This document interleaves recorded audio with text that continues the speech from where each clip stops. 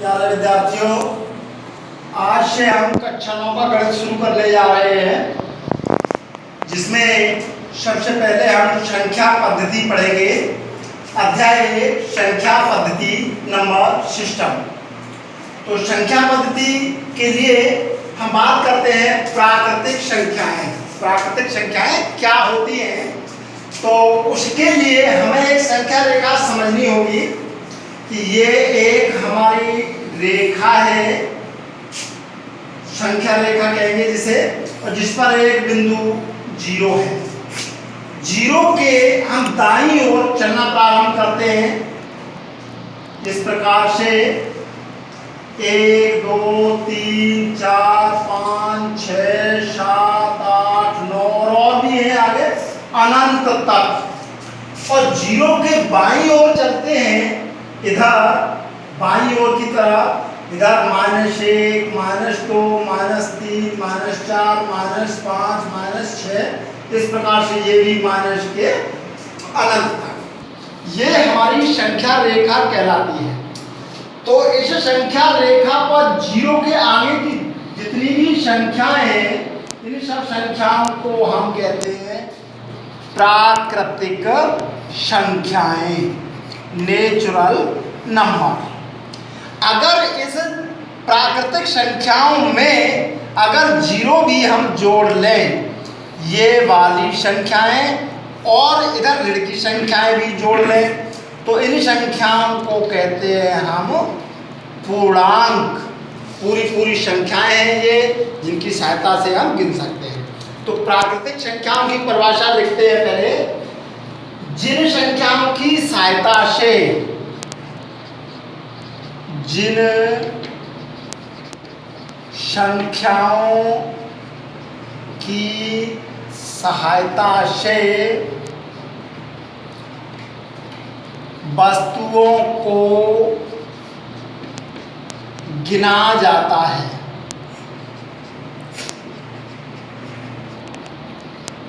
उन्हें प्राकृतिक संख्याएं कहते हैं। प्राकृतिक संख्याएं कहते हैं। ये एक समूह होता है और इस समूह को कैपिटल N से व्यक्त करते हैं, नेचुरल नंबर।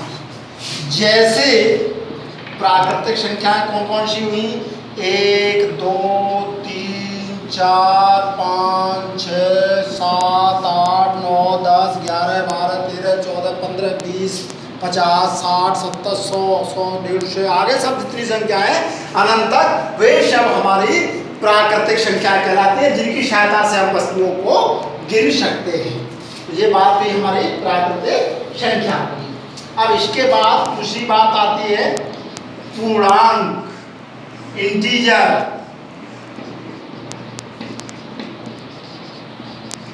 पूर्णांक क्या होते हैं? अभी हमने देखा कि प्राकृतिक संख्याओं में 0 भी शामिल कर लें और ऋण की संख्याएं भी शामिल कर लें, उन संख्याओं को हम पूर्णांक कहते हैं। तो क्या देख रहे हैं कि ये सब संख्याएं पूर्ण रूप से हैं, पूरी हैं, कोई भिन्न में नहीं है, कोई दशमलव में नहीं है। ये संख्याएं हमारी पूर्णांक कहलाती हैं। तो वे संख्याएं जो पूर्ण होती हैं, उन्हें पूर्णांक कहते हैं। इसे कैसे व्यक्त करते हैं? इसे Z से व्यक्त करते हैं। Z से, ये भी समूह होता है, Z से व्यक्त करते हैं। जैसे अब देखिए पूर्णांक में ये सारी संख्याएं आ गई हमारी, धन की भी आ गई, ऋण की भी आ गई और 0 भी आ गया। तो पूर्णांक में 0 से लेकर के 1 2 3 4 5 6 डॉट डॉट, और 0 से पीछे की संख्याएं -1 -2 -3 -4 डॉट डॉट, ये सारे हमारे क्या है? हमारे पूर्णांक हैं। पूर्णांक हमारे कितने प्रकार के होते हैं? पूर्णांक 2 प्रकार के होते हैं। तो जीरो के दाईं ओर की संख्याएं धन की होती हैं और जीरो के बाईं ओर की संख्याएं ऋण की होती है। तो दाईं ओर की संख्याओं को धन पूर्णांक कहते हैं, धन पूर्णांक, और दूसरा हो गया हमारा ऋण पूर्णांक। धन पूर्णांक में धन की पूरी पूरी संख्याएं आएंगी, 1 2 3 4 5 6 डॉट डॉट डॉट। और ऋण पूर्णांक में कौन सी आएंगी, ऋण की 1, ऋण की 2, ऋण की 3, ऋण की 4 डॉट डॉट डॉट। जीरो को न धन पूर्णांक कहते हैं न ऋण पूर्णांक, जीरो को खाली क्या कहते हैं, हम पूर्णांक कहते हैं। जीरो शून्य को खाली पूर्णांक कहते हैं। ये न धन का माना जाता है और न ही ऋण का माना जाता है, जीरो हमारा पूर्णांक कहलाता है।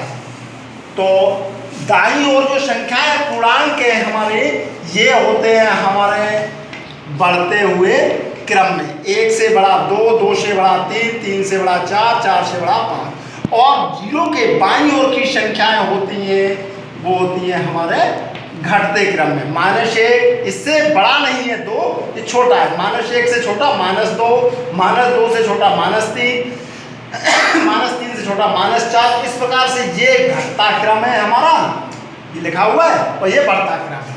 तो इस प्रकार से पूर्णांक हमारे दो प्रकार के हो गए, धन पूर्णांक और ऋण पूर्णांक। लेकिन इनको भी दो वर्गों में बांटा गया है। नंबर 1 सम पूर्णांक। सम पूर्णांक कौन से होते हैं, जिन पूर्णांक में जो पूर्णांक 2 से पूरे पूरे विभाजित होते हैं, उन्हें सम पूर्णांक कहते हैं। सम पूर्णांक में कौन से आएंगे, 2 है, 4, 6, 8, 10, 12, जिनमें 2 का पूरा पूरा भाग चला जाए उन्हें सम पूर्णांक। और -2 है, -4 है, -6 है, -8 है, ये भी हमारे सम में ही आएंगे, क्योंकि ये 2 का भाग इसमें भी जा रहा है, इसमें भी जा रहा है, हर एक संख्या में 2 का भाग जा रहा है, ये सम पूर्णांक कहलाते हैं। दूसरा और होता है हमारा विषम पूर्णांक। जो पूर्णांक 2 से पूरे पूरे विभाजित नहीं होते हैं, जो पूर्णांक 2 से पूरे पूरे विभाजित नहीं होते हैं, उन्हें विषम पूर्णांक कहते हैं। विषम पूर्णांक कहते हैं। विषम पूर्णांक 1, 3, 5, 7, 9, 11, 13, 15 डॉट डॉट डॉट, इनमें 2 का भाग पूरा पूरा नहीं जाता है, तो ये हमारे विषम पूर्णांक है। ये भी माइनस के हो सकते हैं, -1, -3, -5, -7, -9, -11 डॉट डॉट। तो चाहे वो प्लस के हो चाहे माइनस के हो, लेकिन ध्यान क्या देना है कि जिसमें 2 का भाग पूरा पूरा नहीं जाए उन्हें हम विषम पूर्णांक कहते हैं, और जिनमें 2 का भाग पूरा पूरा चला जाए उन्हें सम पूर्णांक कहते हैं। जीरो को केवल पूर्णांक कहते हैं, न उसको सम पूर्णांक कहते हैं न विषम पूर्णांक, जीरो को केवल पूर्णांक कहते हैं। अब इन पूर्णांकों की कुछ विशेषताएं हैं, तो पूर्णांकों की विशेषताएं,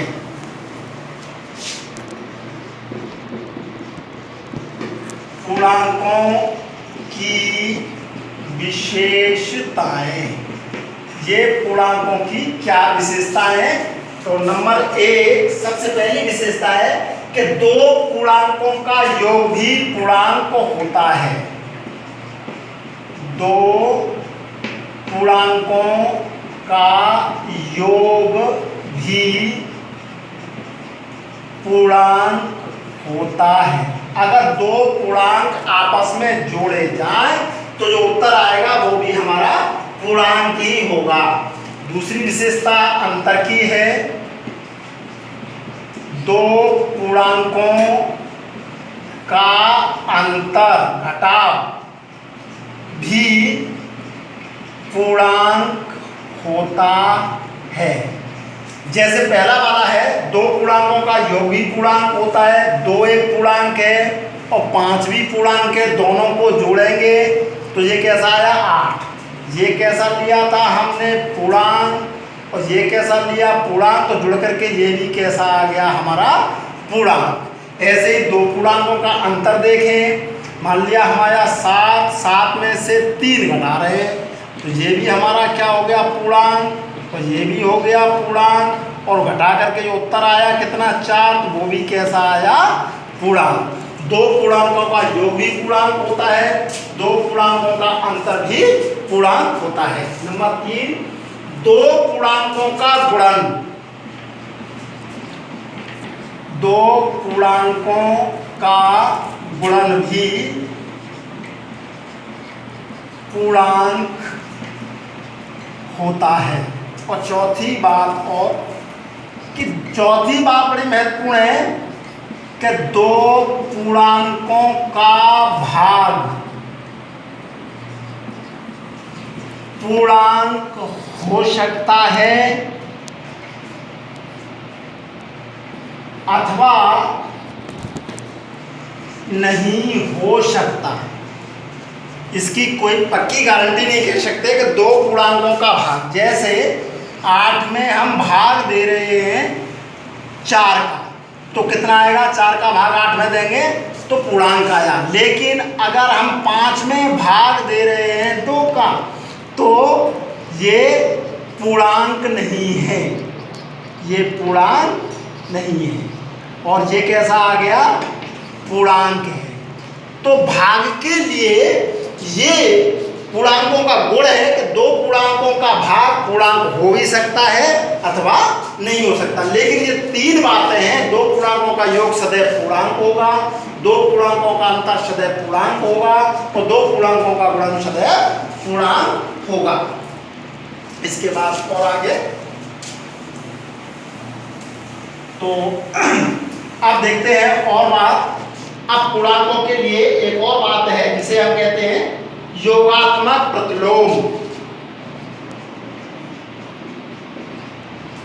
योगात्मक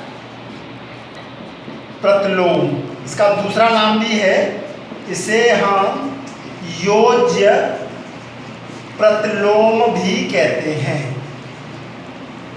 योगात्मक प्रतिलोम या योज्य प्रतिलोम, इसकी परिभाषा क्या है कि किसी पूर्णांक का चिन्ह बदलने पर उसका योज्य प्रतिलोम या योगात्मक प्रतिलोम प्राप्त होता है। किसी पूर्णांक का चिन्ह बदलने पर उसका योगात्मक प्रतिलोम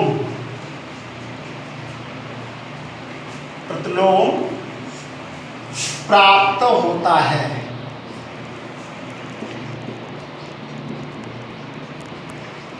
जैसे a है कोई संख्या, a का योगात्मक प्रतिलोम, तो चिन्ह बदल दो, ये प्लस का है तो काय का हो जाएगा -a।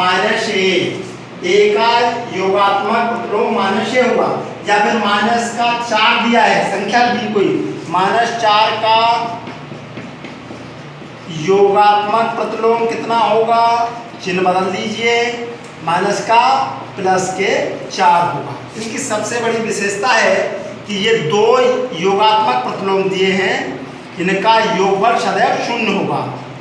दो योगात्मक प्रतिलोमों का योग कितना होगा 0 होगा। a और -a जोड़ के देखिए तो भी 0 आएगा, -4 और +4 जोड़ के देखिए ये भी 0 आएगा। अब दूसरा आता है एक और, पहला हुआ योगात्मक प्रतिलोम, और दूसरा होगा हमारा, जिसे कहेंगे हम गुणात्मक प्रतिलोम। गुणात्मक प्रतिलोम, किसी पूर्णांक के प्रतिलोम को, किसी पूर्णांक के प्रतिलोम को गुणात्मक प्रतिलोम कहते हैं। एक कोई संख्या है, एक का गुणात्मक प्रतिलोम उल्टा लिखेंगे, 1/1 होगा। मान लिया एक और कोई संख्या दी हुई है, -3 लिया है, -3 का गुणात्मक प्रतिलोम, तो चिन्ह नहीं बदलेंगे बल्कि उल्टा कर देंगे, -1/3 होगा। इनका दोनों का गुणन कितना होगा? पहले वाले योगात्मक में तो योग इनका 0 होता है, लेकिन इनका गुणन 1 होगा। गुणात्मक प्रतिलोम में इनका गुणन 1 होगा। अब बात करते हैं अभाज्य संख्याएं, प्राइम नंबर। वे संख्याएं जो 1 से या स्वयं से पूरी विभाजित होती हैं, पूरी विभाजित होती हैं, उन्हें अभाज्य संख्याएं कहते हैं। अभाज्य संख्याएं कहते हैं। ये संख्याएं, इनमें केवल या तो 1 का भाग जाएगा या उसी संख्या का भाग जाएगा। तो ये संख्याएं कहाँ से शुरू होती हैं? 2 से शुरू होती हैं। 2 में या तो 1 का भाग जाएगा या फिर उसी संख्या 2 का ही जाएगा। 3 है, 3 में या तो 1 का भाग जाएगा या 3 का जाएगा। 4 नहीं आएगा। 5 है, 5 में या तो 1 का जाएगा या 5 का जाएगा।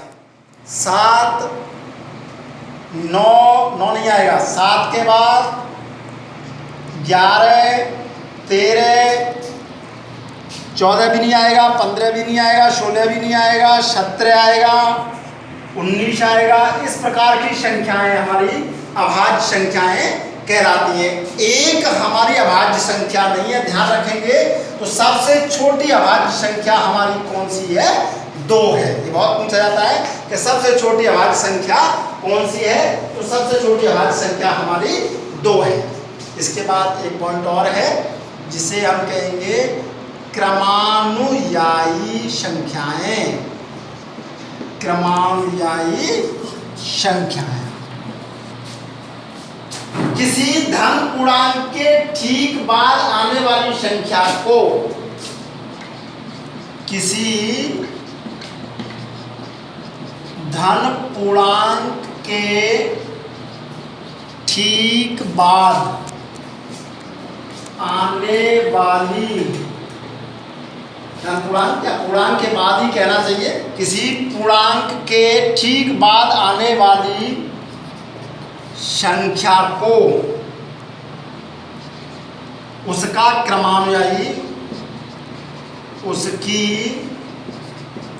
क्रमानुयायी संख्या कहते हैं। जैसे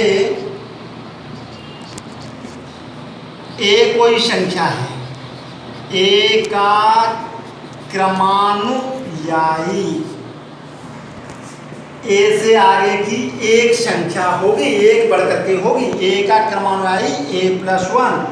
इसे हम एक खाली प्लस का चिन्ह लगा के भी लिख सकते हैं, a+1 से व्यक्त करेंगे।